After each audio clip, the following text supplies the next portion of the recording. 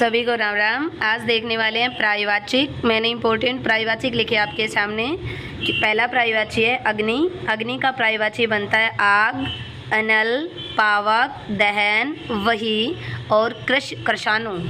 तो अग्नि का आग सभी जानते हो, आपको याद करना है अनल। अगर अनिल आ जाए वो हवा का होता है, जबकि अनल आग का होता है। पावक, दहन जानते हो, होलिका दहन कहते हैं ना, तो अग्नि का होता है दहन। कृशाणु, कृष का मतलब होता है लकड़ियाँ, तो कृशाणु वैसे अग्नि से मिले जाता है। आपको करना है अनल, पावक, वही, ये तीन नाम याद करने हैं। फिर आपके सामने अतिथि। जब कोई अतिथि आता है तो हम कहते हैं कोई आने वाला है। आने वाला मतलब आगंतु।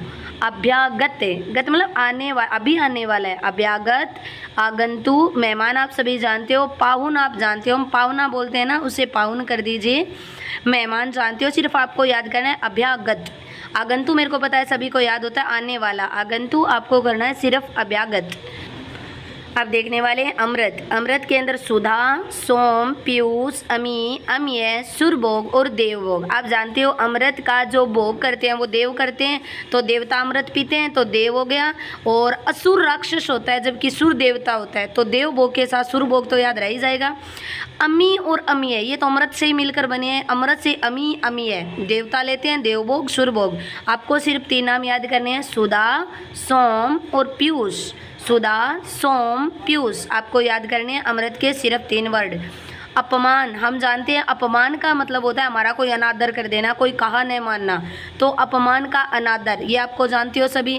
तिरस्कार, ये भी जानते हो।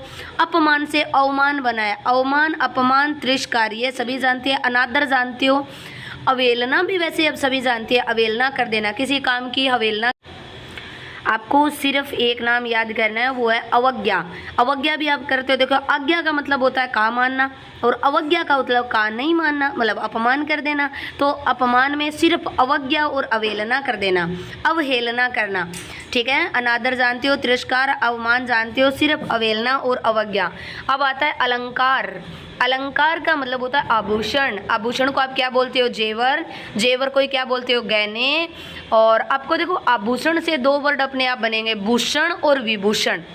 आभूषण जैसे ही अलंकार नाम आए, आभूषण, भूषण। और अब देखने हैं जेवर जानते हो, एक मंडन याद कर देना, मंडन और आभूषण दो कर देना, बाकी हो जाएगा। अग्नि में आपको सिर्फ तीन वर्ड याद करने हैं। आग जानते हो, आपको करना है अनल, अनल और पावक, वही, अनल, पावक, वही।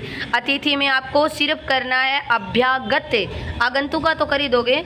अमृत का अम्य, सुरभोग वो बन जाएगा सुधा, सोम, अम्य करना है आपको।